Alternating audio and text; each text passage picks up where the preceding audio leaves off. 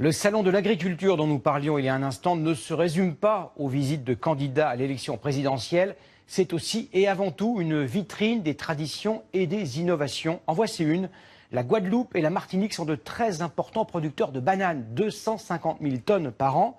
Mais la principale variété cultivée est menacée par la prolifération d'un champignon. Les scientifiques ont sans doute trouvé la parade. Reportage en Guadeloupe de Marie Tricot et Alvin Courcy. Ces taches sont la bête noire de David. Ces bananiers sont touchés par la cercosporiose, un champignon qui se propage à la vitesse du vent. Seule solution pour ralentir la contamination, couper à la main les feuilles nécrosées. Si à chaque passage, j'ai enlevé une feuille ou deux, j'ai beaucoup moins de surface foliaire pour pouvoir alimenter mon régime. De toute manière, il y a une répercussion directe sur la taille des régimes qu'on a maintenant et la grosseur des fruits. Cette maladie du bananier sévit aux Antilles depuis 30 ans.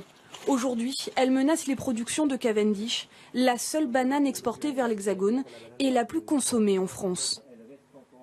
Avec l'épandage aérien de pesticides, les producteurs pensaient avoir trouvé le remède. Mais les scandales sanitaires liés à cette pratique, désormais interdite, ont renvoyé les planteurs à la case départ. Alors pour assurer l'avenir de la filière, il faut se tourner vers le passé. En Guadeloupe se trouve la plus grande collection de bananiers de la Caraïbe.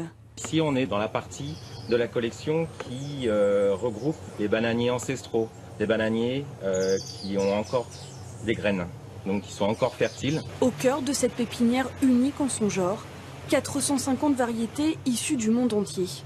Toutes contiennent un trésor, celui d'un patrimoine génétique qui permettra de réinventer une banane durable. Le procédé est simple. À partir d'un bananier mâle sélectionné pour ses propriétés de défense, les techniciens agronomes fécondent ce bananier femelle. Je butine le bout de chaque fruit qu'on veut hybrider. Le fruit de ces croisements est mis en culture. 6 mois plus tard, un hybride est créé, prêt à être planté.